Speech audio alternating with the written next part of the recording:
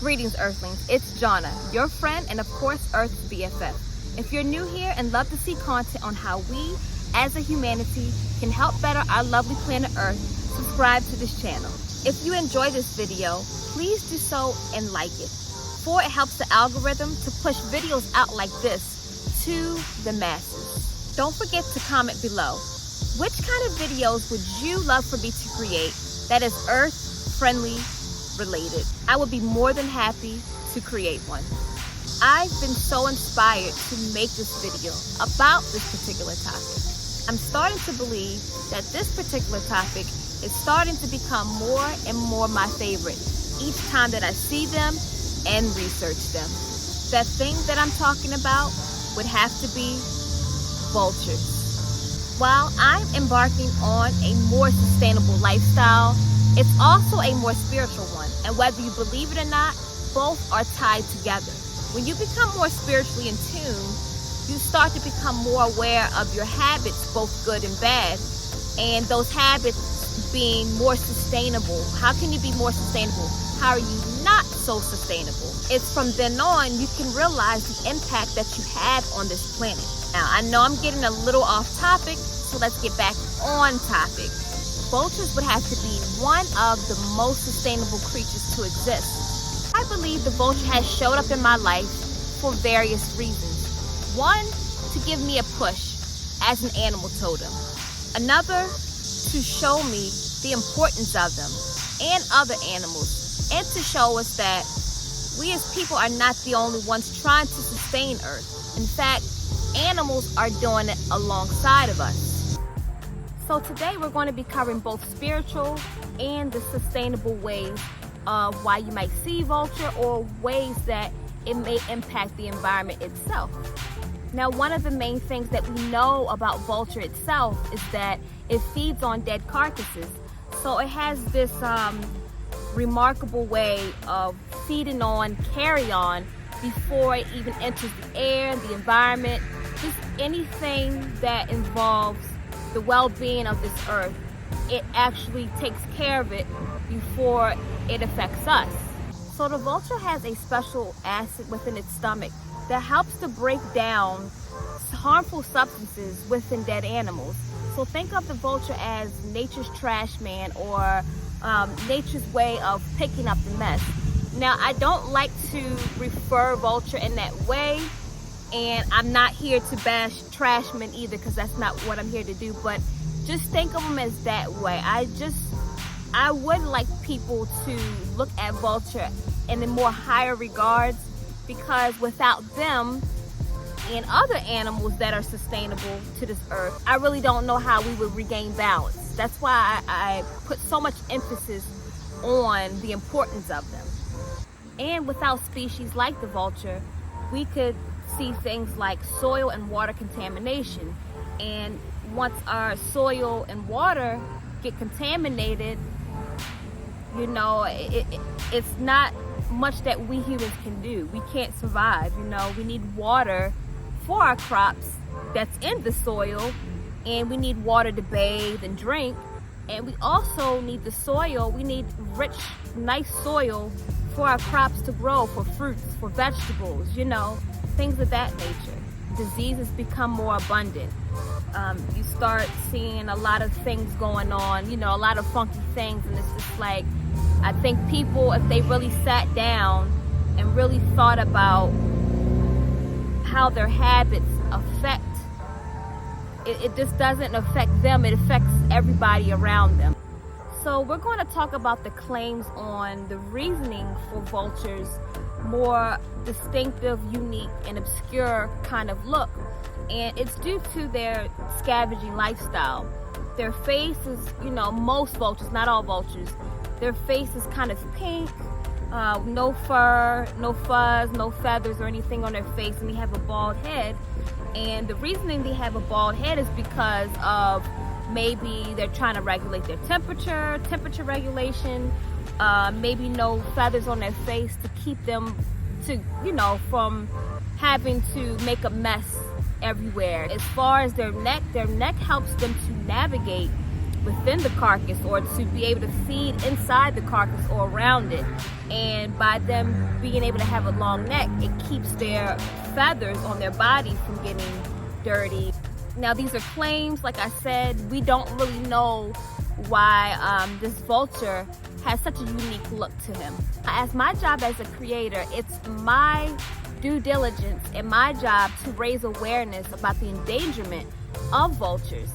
And I really, you know, I'm one of those people, I don't judge, I don't say too much until I feel like it's an issue. You know, I don't talk about how people live, and you know, you live how you live, you do what you do. But when it comes to things of this nature, I'm very passionate, and I will voice my opinion about things, and just hope that I can be the change. It's easy to get caught up in being so preachy, but a lot of times if you want to see change, you got to be the change.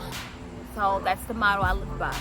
Vulture endangerment is sometimes by accident, and it's on purpose.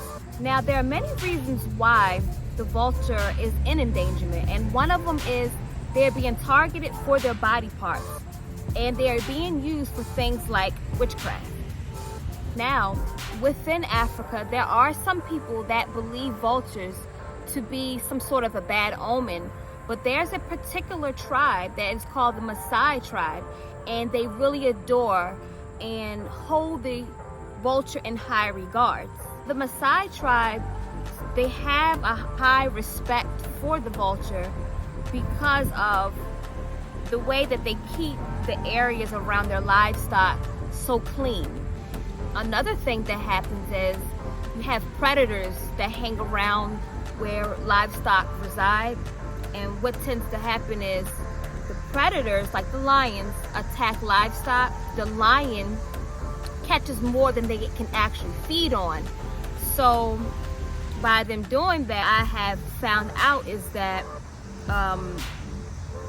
people who own the livestock will actually poison the dead carcasses so that the lions can feed on them, and they can be poisoned and they can die. But guess who gets the bad end of the stick? The vultures. So then you can actually say that those are by accident. From what I believe as well, there are some vultures that might attack and hunt livestock that are well and alive. But for the most part, you can say that vultures are more scavengers. The next reasoning for their endangerment would be perhaps by accident. So livestock or cattle, whatever you want to call it, they might have been once treated with a drug called diclofenac. I think that's how you pronounce it. But diclofenac pretty much is a drug that is used to treat inflammation.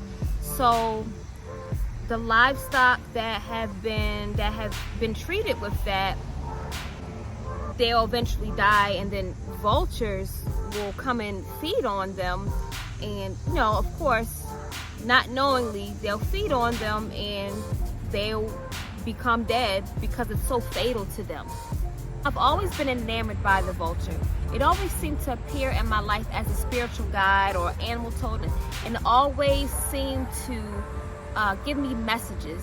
And one thing that I did notice around the spottings of the vultures, I would also see the numbers 123 and 777. Here are some spiritual reasons of why vulture might be appearing in your life. When you spot a vulture, it might be encouraging you to become more resourceful. And you might even have so many resources at your fingertips that you still feel ill-equipped, not prepared, or that you lack the experiences in order to get things done. And Vulture is here to tell you that that is not so. It's your job to actually become more aware of what you can do on your own and what you can delegate to other people or things in order to get the job done. This is a way for you to help keep you from feeling depleted or hopeless. Maybe perhaps you can one day sit down and make a list of what you can do for yourself and who you can delegate other stuff to as far as people goes, or tools or whatever the case may be. Something that's going to really make your job so much easier when going after goals or going after ambitions. I do believe that Vulture would have to be one of those species that is the perfect candidate because they are known for their resourcefulness.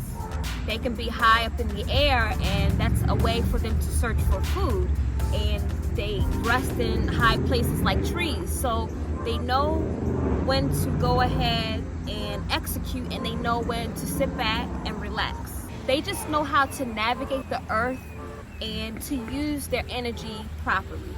Now, a second reason of why you could be seeing Vulture is because it's teaching you the importance of both life and death. See, Vulture has this unique way of nourishing itself from death. Never be afraid of death. Always embrace it. It's just the natural way of life. Whenever there are endings, there are new beginnings, and just think of it that way. This is a little off topic, but it's still on topic. Think of the movie The Lion King when they talk about the circle of life. It's the same concept.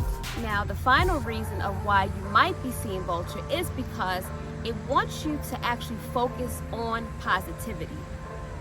You need to be focusing your energy in order to achieve whatever you set your mind to. Now, while establishing a more positive mindset, it's also very imperative that you put the action into your goals. Don't just talk about it, be about it. We spend so much time in our heads and overthinking when we could be putting that energy into just doing it, just like Nike said. Now, while there are so many other reasons of why you might be seeing Vulture, these three actually correlated with me, and I'm pretty sure they correlate with somebody else as well. I challenge you all, if you're not doing it already, whenever you see the Vulture, try to think to yourself, why am I seeing Vulture? Why am I spotting this beautiful creature right now? And what are they trying to tell me? What are they trying to tell me to focus on? Let me know in the comment section. And until then, bye-bye, Earthlings.